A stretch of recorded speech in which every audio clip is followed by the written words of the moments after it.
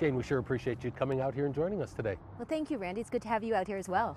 People may not know where we are, but we're in the Flamingo Wash here, beautiful mural here, created by a number of Summer Business Institute students that were actually working for Parks and Recreation. How fantastic. It's wonderful. You know, we have seven Summer Business Institute members here at Winchester Community Center, overseen by Joseph House, and they've created this wonderful mural.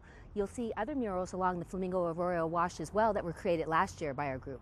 I know we saw that one just a little bit further up the trail, and the neighbors were so thrilled to be able, as opposed to looking to a graffiti-filled wall, they see something beautiful piece of art. How great. It is. It's really wonderful. And you know what we find is anytime that you create a piece of public art like this, the comments that you get and the conversation that involves from those kinds of interactions is tremendous. And this really has enhanced this whole Flamingo Wash area. After the Flamingo-Arroyo Trail was put in, we see this area used a lot by bikers and walkers and joggers throughout the area. And so this is just another evolution of that. Jane, public art seems to be catching more of a foothold, more of a stronghold here in Clark County. The ZAP program has been inordinately successful for a number of years. And now yarnstorming, that's kind of a fun project. Tell us a little bit about your yarnstorming. That is a fun project. That project developed out of our West Flamingo Senior Center under the direction of Diane Bush, who's one of our cultural supervisors. And Diane did a tremendous job. She saw some yarn that needed a place to go. She learned about yarnstorming, and she had the older adults at that particular center assist her in developing that mural that you see, and that mural is going to stay up for 6 months, and we've already received such tremendous comments from the public about how that's enhanced that particular area. So I think we're going to see more and more of that. We've been really fortunate, though, to have individuals in this department whose passion is public art and cultural activities. And people like Patrick Gaffey, Diane Bush, Joseph House have all come forward and kind of delivered that message to our community. And I think what we're doing now is hearing more about it and seeing it more. Fantastic. You mentioned Patrick and Joseph. Their home is just a couple blocks away from here, the Winchester Cultural Center, what I call the finest cultural center in Clark County. Absolutely. It is a total gem for Clark County. It is, absolutely. And you know, one of the nice things about that is we recently received community development block grant funding, and we're going to be doing a little renovation and creating a new dance room area, which is really going to help that area as well and help some of those offerings that we have.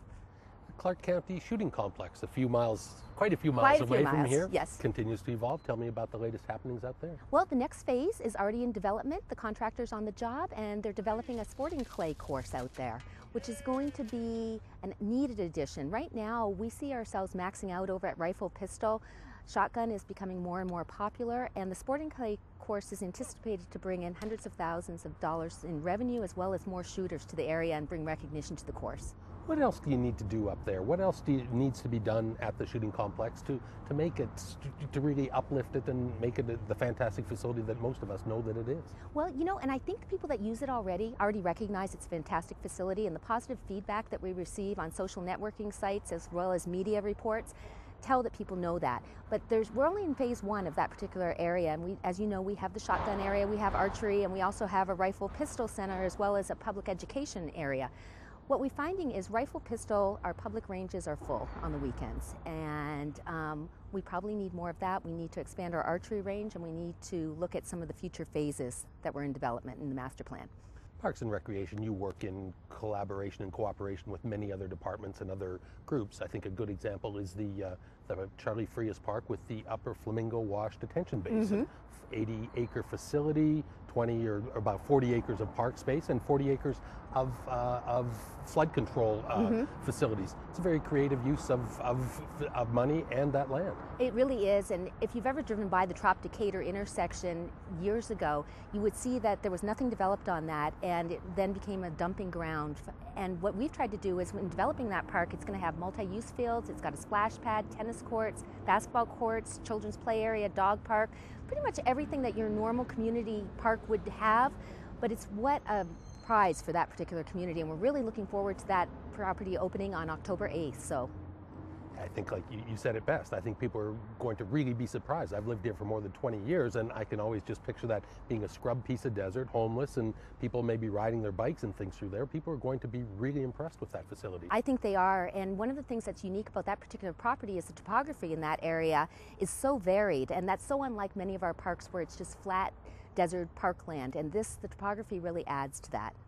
Sunset Park obviously is the jewel, the original, the seminal regional park in Clark County, and I think you and your folks, the contractors there, have done an amazing job of keeping most of the park open while you've been going an amazingly huge renovation. Bring us up to date on a timeline at Sunset. Well, as you know, we completed phase 1 last year. We're into phase 2 of the master plan, and that includes some renovation around the lake, some turf renovation, new playground areas, splash pads, new picnic areas, a plaza area where we hope to hold special events. It's really going to bring that park up to the standard that it deserves, especially with the use that it gets in that area, and I think people are going to be really happy. What we've tried to do is keep disruption to a minimum for our existing users because, as you know, it is a very well-used park, and we find another number of people on the walking and jogging trails right now. A portion of the lake is always kept open during construction, but it's been challenging, and we want to thank our patrons who attend the park for their patience as we go through this process, and we hope it's going to be worth it, and we really do believe it will be. Another very interesting facility you've got under construction, or actually I guess a lot completed, is out in Laughlin. A linear park and a great addition to the Colorado River community down there. And that was done with partners from the BOR and the National Park Service as well as others, and it's really been a true community project. And what we're going to see is that opening here towards the end of July. It has been named as one of America's Great Outdoors projects, and we're going to have a grand opening at the end of July, which will dedicate that particular park, and hopefully we'll have lots of use down there. It has a multi-use area for groups and educational opportunities, fishing nodes, picnic areas, and what we hope to do is bring some special events down there as well. And now, as we are into the hottest time of the year, July is Parks and Recreation Month in Clark County. What does that mean, Jane? Well, you know, July being Parks and Recreation Month, that is an annual event that is sponsored by the National Recreation and Park Association. And what it does is it gives us a chance to recognize the importance of parks, recreation, and cultural activities on our day-to-day life. I think that many people in Clark County, as well as nationwide, participate in a number of activities, but don't necessarily always reflect on the value, the social value, the economic value, the personal value that we get from that participation.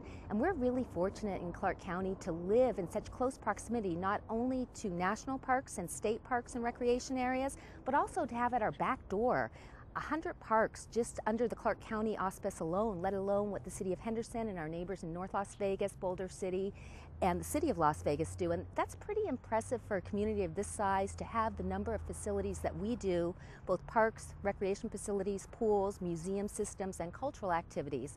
And what we'd like to encourage people to do during the month of July is to get involved in leisure activities. Find a cultural activity, find something that interests you, try out a bunch of different things, and what we hope is it becomes a lifelong passion for you and your family and your children.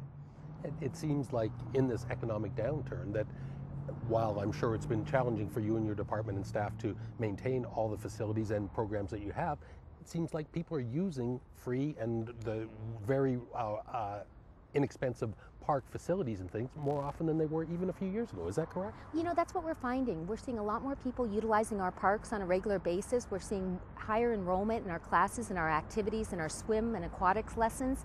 And I think that really is an unintended consequence of the economic downturn, that we are seeing those folks. And one of the nice things is I think they're recognizing that there's true value to what we have to offer here, and we hope they continue.